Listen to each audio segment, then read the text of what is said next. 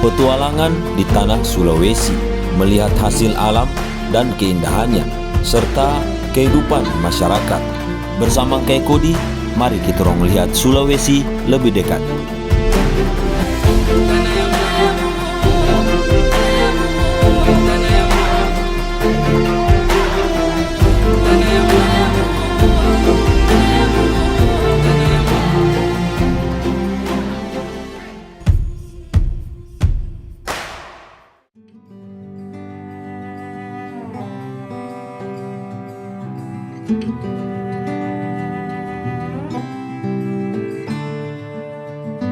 Yo, berjumpa lagi dengan kita orang Kay Kody. Perjalanan kali ini, Kay Kody berada di Kecamatan Ulu Bongka, di pinggiran kaki Gunung Lumut, Kabupaten Tojo Una. Dan perjalanan kali ini kita orang mulai dengan melewati kali kecil di antara bebatuan. Masih bersama Abah Imeng, Jauhar, dan Mas Oasis. Kami pun dengan perlahan-lahan melewati bebatuan besar yang licin dan berlumut, dengan berpegangan di akar-akar pohon agar tidak mudah terpeleset, dan terus berjalan mengikuti aliran sungai ini sebagai rute terdekat menuju perkampungan kaki Gunung Lumut. Kami pun juga melewati bekas kebun dari penduduk setempat yang sudah lama tidak diolah, yang sengaja dibiarkan untuk tumbuh dan beregenerasi secara alami, agar nanti bisa dipakai kembali sebagai lahan yang baru dan menjadi subur kembali.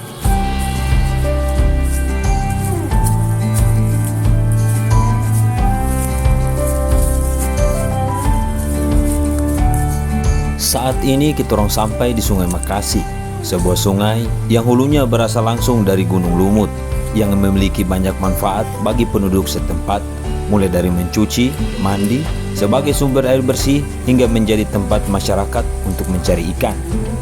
Lingkungan yang masih terjaga, serta airnya yang sangat jernih, inilah Sungai Makasih. Ya, dikatakan masih terjaga karena di bantaran Sungai Makasih inilah yang banyak terdapat pohon pelangi, yang anakannya sengaja dibiarkan tumbuh. Selain sebagai vegetasi tepi sungai, anakan pohon ini juga nantinya akan berfungsi untuk mengendalikan erosi dan mencegah terjadinya banjir yang berlebihan. Dan masyarakat kampung menyebut pohon pelangi ini dengan sebutan pohon Inggris.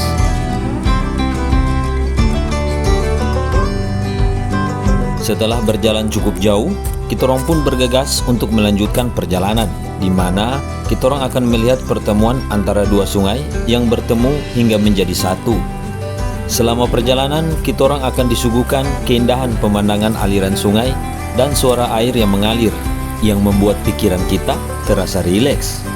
Dan inilah pertemuan antara Sungai Makasih dan Sungai Masongo.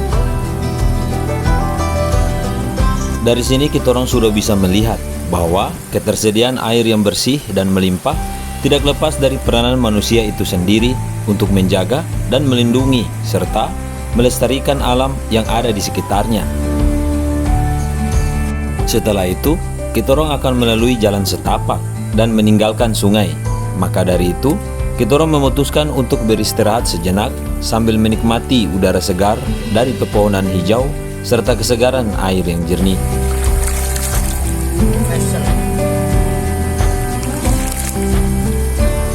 Kesegaran air yang mengalir di antara bebatuan tidak hanya digunakan untuk mandi saja, tetapi dapat diminum langsung.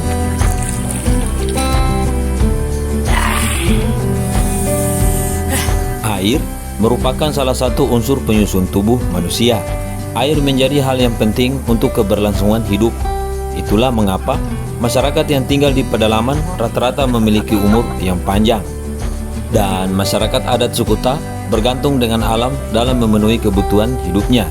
Apabila hutan rusak dan tergantikan menjadi manfaat yang lain, tentu masyarakat adat akan menjadi sulit untuk mengakses sumber daya alam secara leluasa seperti sebelumnya. Dan kita orang pun melanjutkan perjalanan dalam kondisi yang sudah segar.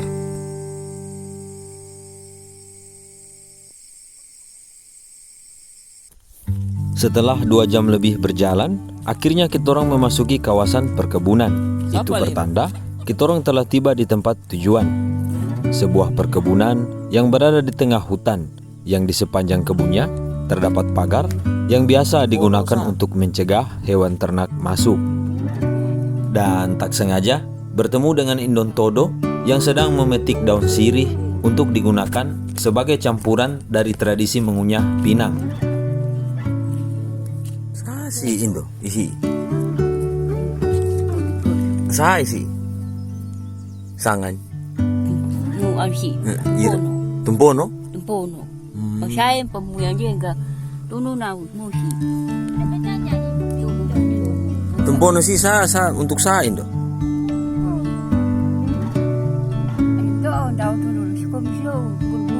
Oh, sa dari kasih uta. Oh, Kepongo. Indon Todo tinggal bersama anak-anak dan cucunya, dan sudah Kaiko dianggap sebagai ibu sendiri, serta selalu ramah terhadap siapapun yang datang. Di sela-sela kesibukan, Kaiko pun menyempatkan waktu untuk berkunjung, karena semenjak suaminya meninggal, beliau berpesan untuk selalu mengunjungi keluarganya. Dan lumbung ini adalah peninggalan dari mendiang suaminya, Pantodo. Dengan terus berjalan mengikuti pagar ini, akhirnya kitorong pun sampai di tempat tujuan, yaitu rumah dari salah satu anak Indon Todo yang akan menjadi tempat beristirahat, dan tentunya kitorang juga akan memasak serta makan di tempat ini.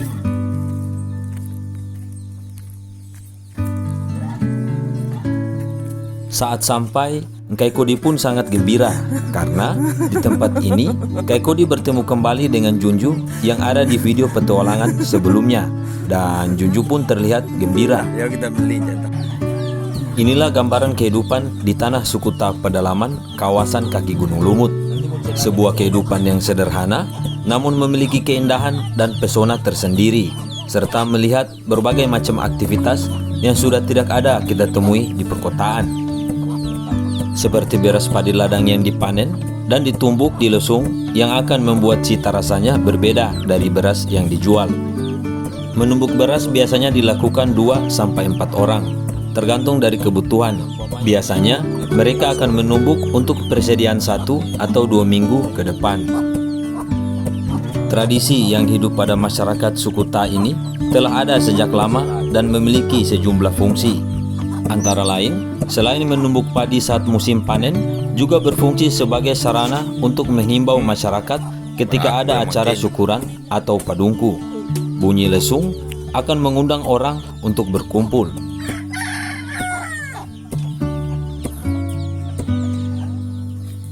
Padi yang telah ditumbuk ditampik kembali untuk memisahkan beras dengan sekamnya. Barulah didapatkan beras yang siap untuk dimasak.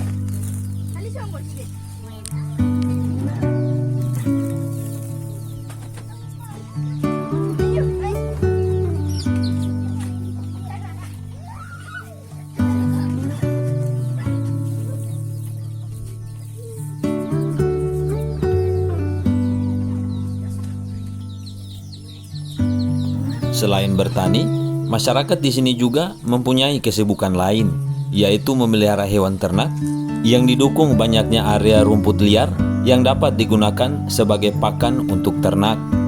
Sapi ini adalah milik Indon Todo yang dipelihara oleh anaknya, dan cukup jinak ketika Kaikodi mendekatinya. Dari sini nampak sebuah kandang yang digunakan untuk memelihara ayam kampung. Ayam kampung merupakan keanekaragaman hayati, memiliki peranan yang signifikan dalam mempertahankan keberlanjutan ekosistem. Selain untuk dikonsumsi, ayam kampung juga dapat dijual untuk membantu kebutuhan mendadak masyarakat pedesaan. Nah, kalau ini ayam yang sering mematok padi yang baru ditanam, sehingga paruhnya dibuatkan penghalang. Oh ya, karena kita orang baru sampai, Indon Todo pun memberikan ayamnya untuk disembelih sebagai menu masakan yang akan kita orang santap. Jadi, selamat menikmati proses masak di tempat ini.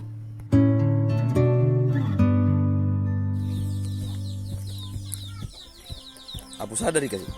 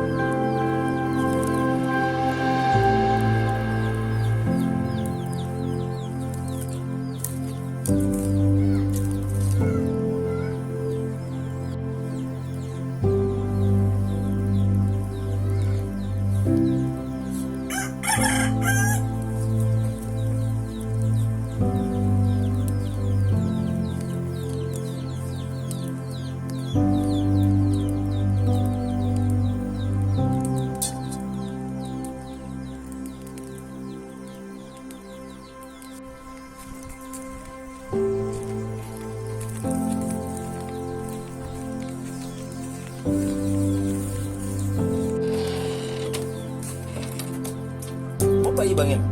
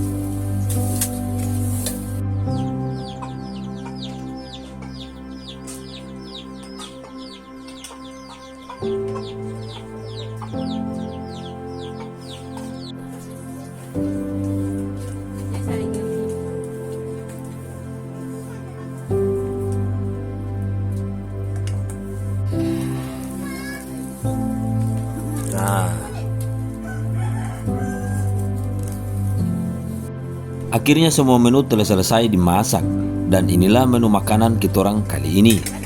Ayam kampung kuah kuning yang disantan dan dimakan dengan beras padi ladang. serta ada juga sogili dan udang yang disaus. Jadi, seperti inilah makanan yang bisa kita orang nikmati kali ini.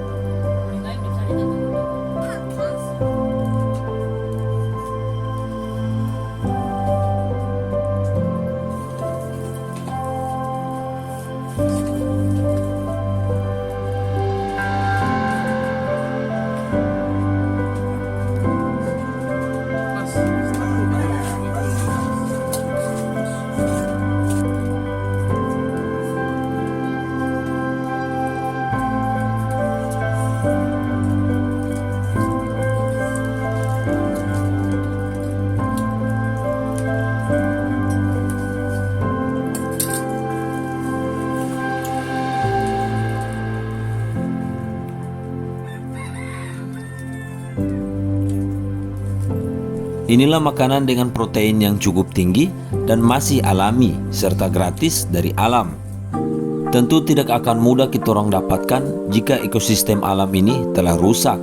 Adanya perilaku masyarakat yang memanfaatkan alam dengan secukupnya tanpa harus merusak hutan secara berlebihan, menjadikan bukti nyata bahwa masyarakat bisa hidup berdampingan dengan alam. Walaupun jauh dari perkotaan dan tinggal di daerah pedalaman, tetapi kita orang masih bisa menikmati makanan dan keindahan yang bernilai tinggi. Ya, seperti inilah kehidupan masyarakat di kaki Gunung Lumut, Kecamatan Ulu Bongka, Kabupaten Tojo Una-Una.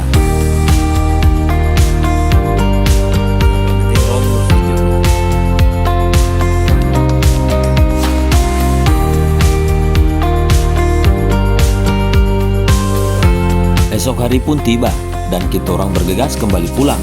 Dan ini bukan merupakan episode terakhir di perjalanan kali ini, karena akan ada episode terakhir yang akan tayang di minggu depan.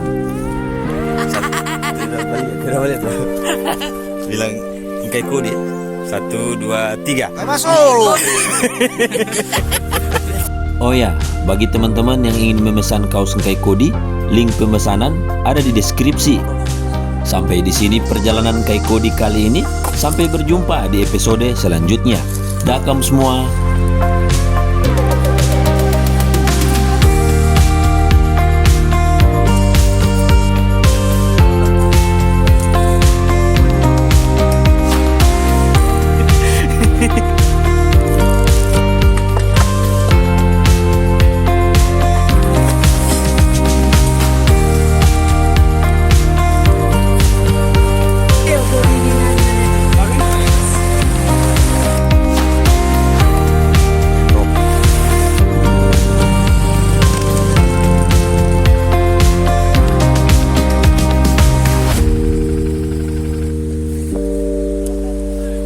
Apa?